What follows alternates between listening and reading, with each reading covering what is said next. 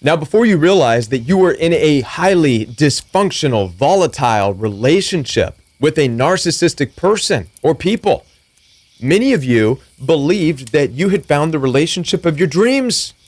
Some of you may have thought that it was a blessing from God. Some of you thought that the relationship was an answer to your prayers.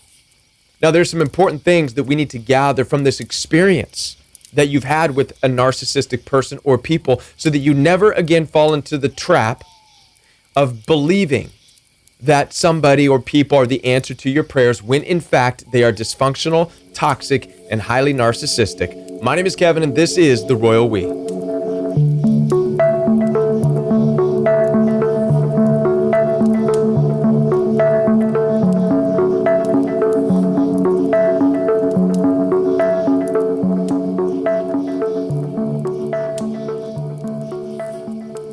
Now, this message is primarily for those of you who hold on to faith in this life, who believe in God and that God wants what's best for you in your life, because you are in particularly susceptible to believing that God can grant you these things that feel good. And now let's talk about why it would seem that a highly dysfunctional narcissistic person or people would come into your life and it would seemingly feel good right off the bat. And now, first of all, this is nothing new. This tactic, this manipulation that humanity is capable of is even written about in the ancient literature of the Bible. There's warning after warning after warning. You can find things like, be careful of the neighbor who flatters you with their words, because they're really putting a net under your feet to trap you up. I mean, these are stern, solid warnings against things like charm, against things like flattery. The very things that we're warned about are the things that are ignored when a narcissistic person steps into your life. And now, obviously, there's things that feel good about highly dysfunctional, toxic people when they step into your lives, because their aim is to secure you as supply. And so they're willing to do and say whatever they need to do and say at that moment. And it feels good. I mean, they are all about you. And it feels so good to have somebody all about you. It can feel like a blessing from God. It can feel like an answer to your prayers as you stand there and say, oh my gosh, somebody gets me. Somebody cares for me. Somebody is tickling all of my senses. Somebody has all the right words. Somebody knows how to get into my head. I could go on and on and on, because this is the reality of how these narcissistic people operate. When in actuality, it's just a game for them. It's just something that they practice. It's something that they pick up, and they observe you and watch you and learn the key things to say to you. I think the most important thing to understand, we can go on and on and on about all the tactics that narcissistic, dysfunctional people use to secure their supply, to get what they want from you, right? To get money from you, right? Or to get you in the bedroom as fast as possible.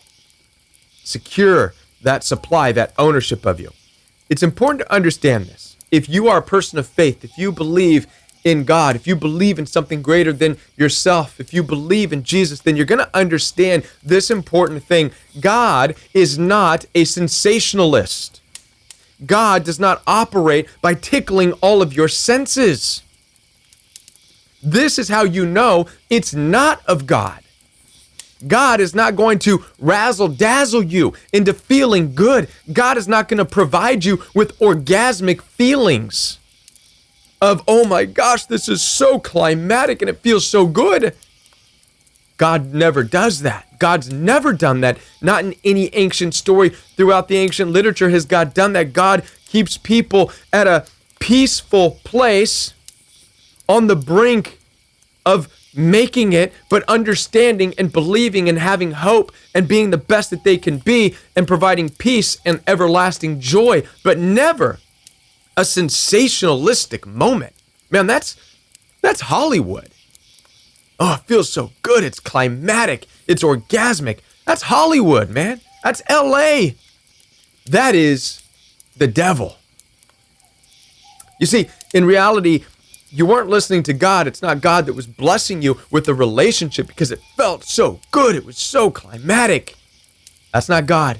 God doesn't play games like that. God doesn't work to tickle your senses. But you know who does? That's right, the devil.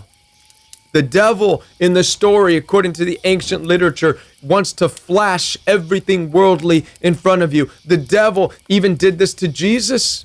We can read about it in the ancient literature. The devil took Jesus to an exceedingly high place. It was his final temptation. And the devil said, Jesus, do you see all the kingdoms of the world below you? I will give it all to you if you bow down and worship me. This is the tactic. The tactic of the devil is the tactic that works through the narcissist.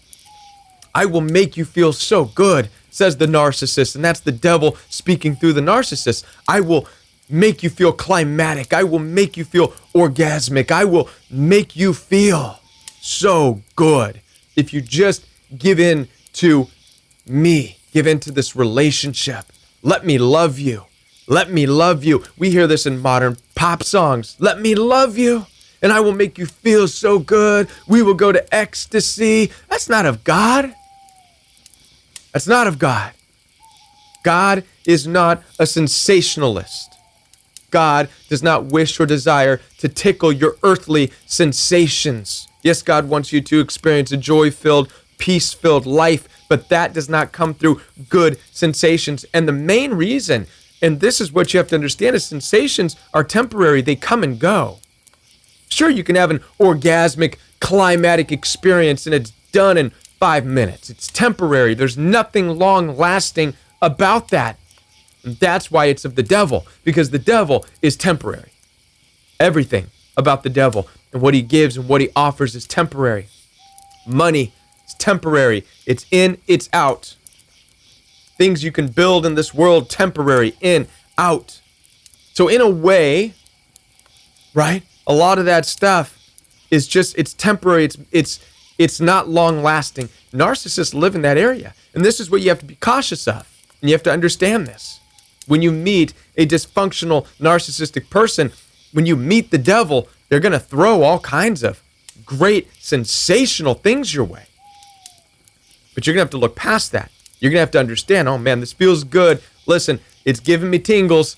I like what I hear, but it's dangerous because you have no idea if it's a long-lasting peace behind it.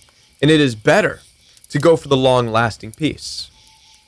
So what you need to understand walking away from a toxic relationship is never again fall for the sensationalistic, climatic, orgasmic, in-your-face methods of the devil, because it's going to leave you broken and wanting for more every time. Instead, dismiss that stuff. Dismiss all that stuff, right? Hang on to the peace provided by walking out your journey in your life with the Lord. Understand that God's not going to provide you and fool you with sensation stuff. Not going to. He offers you long-lasting peace and joy. Take that. You're always going to have climatic moments in this world. You will, but don't buy into it. And don't give up your soul for it. Listen, on to be a part of your healing journey. Down below, you'll find access to schedule one-on-one appointments with me. My calendar is down below. Click the link. It'll take you directly to my calendar. You can schedule a WhatsApp or a FaceTime video conference. You can also schedule a telephone consultation or a text message consultation. Also, every Monday night is Royal We Live Chat, and Saturday mornings is Royal We Fellowship, an in-depth Bible study as we are applying our understanding of this world of toxicity and narcissism into the ancient literature of the Bible. You can find all of this down below in the description box, and follow me at Join the Royal We on Instagram, and I'll be back with more videos for you right here on the Royal We.